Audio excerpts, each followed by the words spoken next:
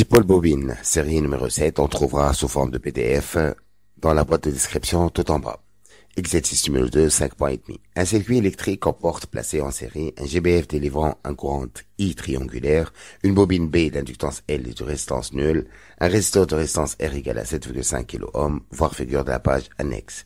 Premièrement, petit a.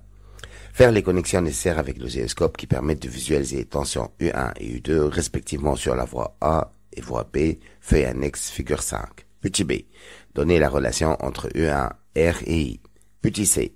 Donner la relation entre U2, L, dérivé de I sur dt.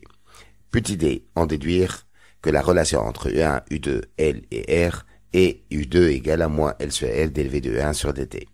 Petit e. Les deux oscillogrammes notés 1 et 2, voire figure annexe, quel est celui qui correspond à la tension de la voie A?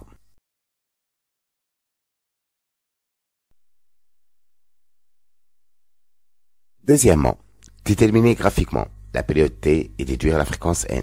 U1 max, la tension maximale que peut avoir U1 de T pour T appartenant à l'intervalle 0T sur 2. U2, pour T appartenant à l'intervalle de temps 0T sur 2.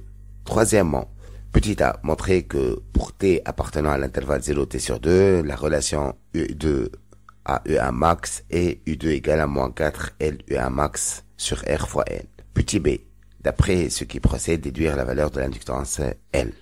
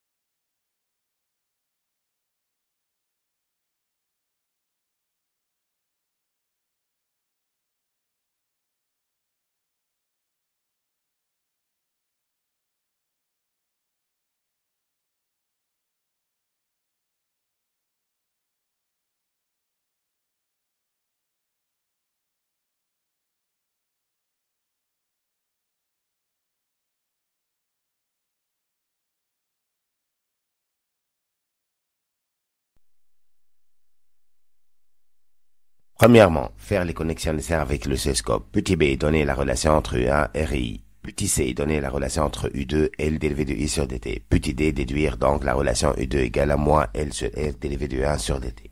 Alors réponse, premièrement, petit a. Donc on branche la masse à la borne commune, résisteur, bobine.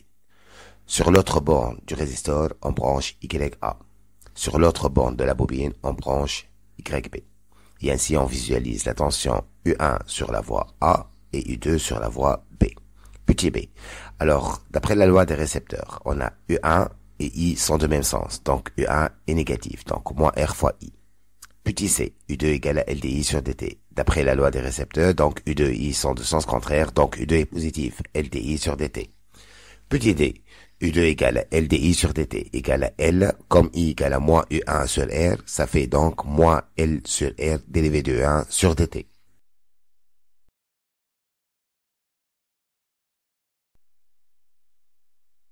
Petit 2. Les deux oscillogrammes 1 et 2. Quel est celui qui correspond à la tension voie A? Déterminer graphiquement la période T et la fréquence N. U1 max dans l'intervalle 0T sur 2 et U2 dans l'intervalle donc 0T sur 2. Alors réponse, petit e. Le générateur délivre une tension triangulaire, donc I de T est triangulaire, et par suite U1 est triangulaire. U1 correspond à la courbe donc 1 de la voie A. Deuxièmement, d'après le graphe T égale à NH fois SH, ça fait 4 carreaux fois 0,2 10 3, la sensibilité horizontale, ça fait 8 10 4 secondes.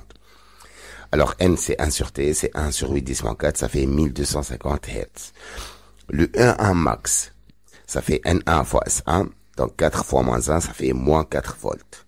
U2, ça fait donc N2 fois S2, ça fait 2 fois 1, ça fait 2 volts.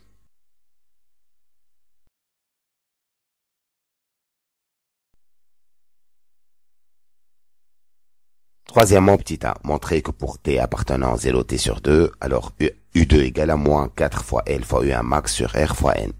Alors petit b, d'après ce qui précède, déduire la valeur de l'inductance L. Alors réponse, troisièmement, on a U2 égale à moins L sur L dérivé de 1 sur dt.